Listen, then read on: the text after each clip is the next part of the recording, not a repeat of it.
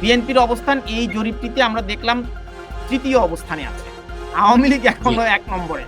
যদিও এটি সামাজিক যোগাযোগ মাধ্যমের একটি জরিপ। ভালোতে বসে বসে এইসব জরিপ করতে পারবে, লাভ হবে না।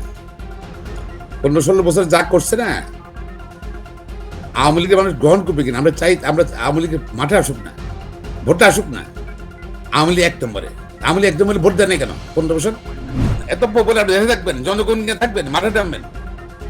কারণ আপনাদের তো কিছু বলার, জনগণের কাছে কিছু বলার মুখ নাই। আপনার একটা অনির্বাচিত সরকার ছিল। IBCO brand selects only the best products for our customers. নির্বাচনের প্রসঙ্গ দিয়ে আমরা শুরু করেছিলাম। একটা জনমত জরিপ সামাজিক যোগাযোগ মাধ্যমে গতকাল ধরে ঘুরছে এবং জরিপটি জেন জি জেনারেশন। ব্যারিস্টার মাহবুবুদ্দিন খোকন, আপনি তো স্ক্রিনটি দেখতে পাচ্ছেন নিশ্চয়ই। এই স্ক্রিনে আপনি জেন জি বাংলাদেশ নামে একটি ফেসবুক পেজ থেকে, যেখানে দেখা যাচ্ছে আওয়ামী লীগ নির্বাচনে আসবার সম্ভাবনা, মানে আওয়ামী লীগের জনপ্রিয়তা দেখা যাচ্ছে এখানে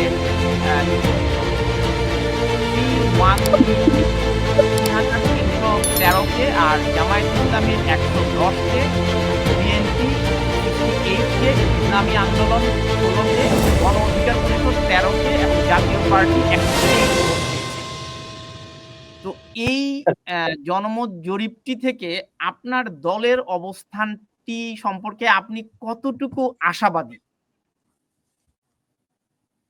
আমাকে বলছেন আপনি? জি জি জি বিএনপির অবস্থান এই জরিপটিতে আমরা দেখলাম তৃতীয় অবস্থানে আছে। আওয়ামী লীগ এখনো ১ নম্বরে। জি, তাই? জি, ভেরি গুড, ভেরি গুড। যদিও এটি সামাজিক যোগাযোগ মাধ্যমের একটি জরিপ। এটা ভালোতে বসে বসে এইসব জরিপ করতে পারবে, লাভ হবে না।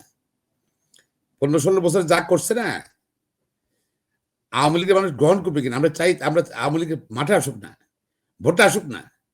আওয়ামী লীগ ১ নম্বরে, আওয়ামী লীগ ১ নম্বরে ভোট দেয় না কেন? ১৫ বছর মানুষ ভোট চুরি করলো কেন? ভোট ডাকাতি করলো কেন?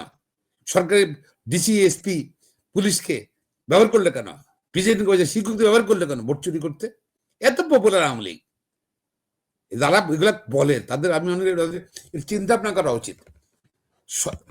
কিছু লোক বোকা হইতে পারে, সব মানুষ, দেশের মানুষ সব মানুষ বোকা না। কেন ভোটে আসেন না আপনারা? না, আপনি এত পপুলার, পালা যেতে বলছে কে আপনাদেরকে? পালা যেতে বলছে কে? তাও ইলিগালি গেলেন। গেলেন কিভাবে? ভারতে যাওয়ার ভিসা বন্ধ, কাটাতার নিষেধে বড় নেতারা গেলেন, মন্ত্রীরা গেলেন, কাটাতার নিষেধে গেলেন। কেন? এত পপুলার দেখে থাকবেন, জনগণ নিয়ে থাকবেন, মাঠে নামবেন। কারণ আপনাদের তো কিছু বলার, জনগণের কাছে কিছু বলার মুখ নাই। আপনার একটা অনির্বাচিত সরকার ছিলেন। পবিত্র পার্লামেন্ট নষ্ট করছেন, অপবিত্র করছেন। ভোট ছাড়া আপনার পার্লামেন্টে গিয়ে বসছেন আপনারা। প্রধানমন্ত্রী অনির্বাচিত, বিরোধী দল নেতা অনির্বাচিত, স্পিকার অনির্বাচিত, মন্ত্রী সহ অনির্বাচিত, এমপি অনির্বাচিত, বাট পার্লামেন্ট মেম্বার। এইটা হলে এগুলা মানে এগুলা স্বপ্ন দেখা।